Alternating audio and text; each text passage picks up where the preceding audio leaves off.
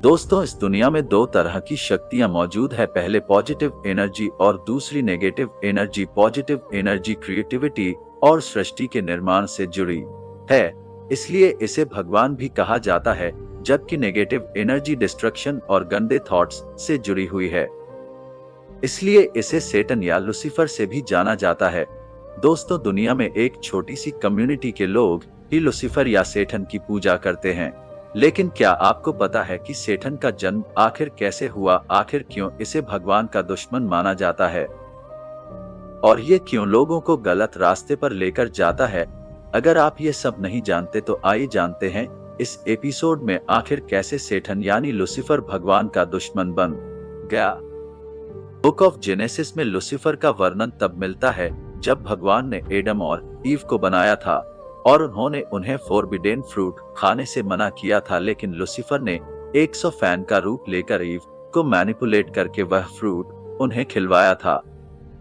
लेकिन यह story Lucifer के धरती पर आने के बाद की है। दरअसल धरती का निर्माण करने से पहले भगवान ने हेवन यानी स्वर्ग का निर्माण किया था, धरती के ऊपर की एक ऐसी जगह जहां किसी भी प्रकार का कोई तनाव या बोर्डम नहीं होता, जहां पर मन की इच्छा बहुत ही आसानी से पूरी होती है। ऐसी जगह को हेवन कहा जाता है।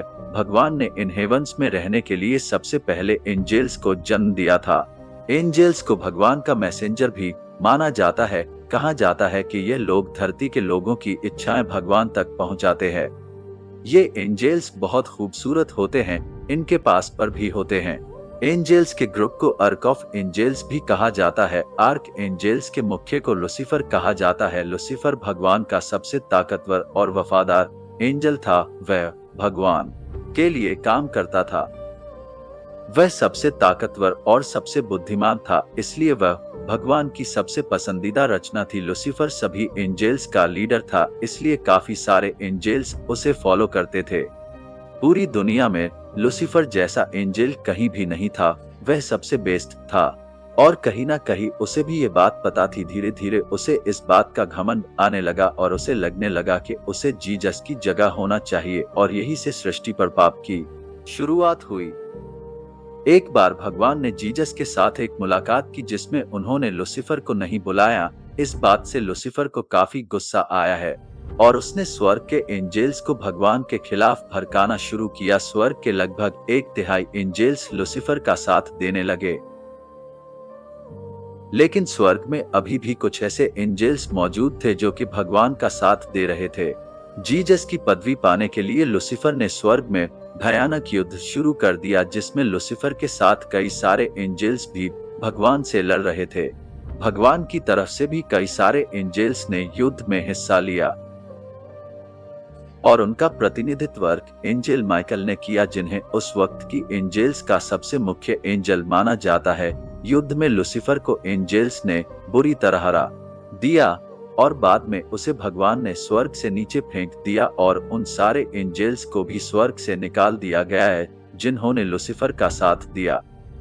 जीसस ने यह दिखा दिया कि उनके सामने कोई भी बुरी ताकत नहीं टिक सकती। एडम और ईव की वजह से धरती पर इंसानों का जन्म हुआ और लुसीफर की वजह से धरती पर कई तरह की बुराइयों की शुरुआत हुई।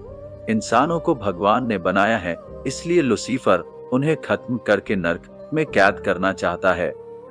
वो चाहता है कि लोग भगवान से नफरत करें। हमारी दुनिया में कुछ ऐसे भी लोग हैं जो सेटन की पूजा करते हैं। ऐसे लोग काफी कम संख्या में होते हैं और ये गुप्त रहते हैं। ऐसे लोग ही सीक्रेट कम्युनिटीज का निर्माण करते हैं, जहां पर ये लोग सेटन को खुश करने के लिए रिचुअल्स परफॉर्म करते हैं। सेटन हर आत्मा को अपने साथ जुड़ने के लिए लालच देता है। वह उन्हें जिंदगी में दौलत और शोहरत देता है, लेकिन मरने के बाद वह आत्माएं हमेशा के लिए सेटन की गुलाम बन जाती है। ऐसा ही एक संगठन इल्यूमिनाती माना जाता है। कहा जाता है कि इस संगठन के लोगों को बहुत तेजी से कामयाबी मिली है और इन्हें दुनिया के कुछ पावरफुल लोगों में गिना जाता है। दोस्तों, लुसीफर लोगों को मैनिपुलेट करने में एक्सपर्ट है और उनसे ये वह 7 डेडली सिंस या पाप करवाना चाहता है, जिसके लिए उसने 7 डेडली डिमंस रखे हैं। ये 7 डेमोस आपसे से 7 डेडली सिंस या पाप करवाते हैं। पहला सीन है प्राइड यानी घमंड, दूसरा है ग्रीड यानी लालच, तीसरा सीन लस्ट है, चौथा सीन जेलेसी है, पांचवा सीन ग्लूटेनी है जिसे नशाखोरी भी कहा जाता है, सिक्स्थ सीन एंगर या क्रोध होता है और सातवां डेडली सीन होता है स्लॉथ। दोस्तों, अपने एक जॉर्सिज्मा फैमिली रोज मूवी तो देखी ही होगी जिसमें एमिली नाम की एक लड़की पर 6 डेमॉन्स कब्जा कर लेते हैं, जिसमें से एक लूसीफर भी होता है। लूसीफर ने शुरुआत से ही काफी पावरफुल लोगों को मैनिपुलेट करके उनसे बुरे कर्म करवाए हैं और ऐसा करके उसे खुशी मिलती है। कहा जाता है कि भविष्य में भगवान और लूसीफर की लड़ाई होने वाली है, जिसमें भगवान लूसीफर को एक आग की नदी में फेंक देंगे जहां वह हजारों सालों तक लोगों को मैनिपुलेट नहीं कर पाएगा। दोस्तों, जरूरी नहीं कि लूसीफर किसी इंसानी शरीर को पजेस करें या उससे गलत काम करवाए। ऐसा भी हो सकता है कि ये हमारे दिमाग में गलत विचार डालें और फिर हम उन डिजायर्स को पूरा करने के लिए कोई पाप करें।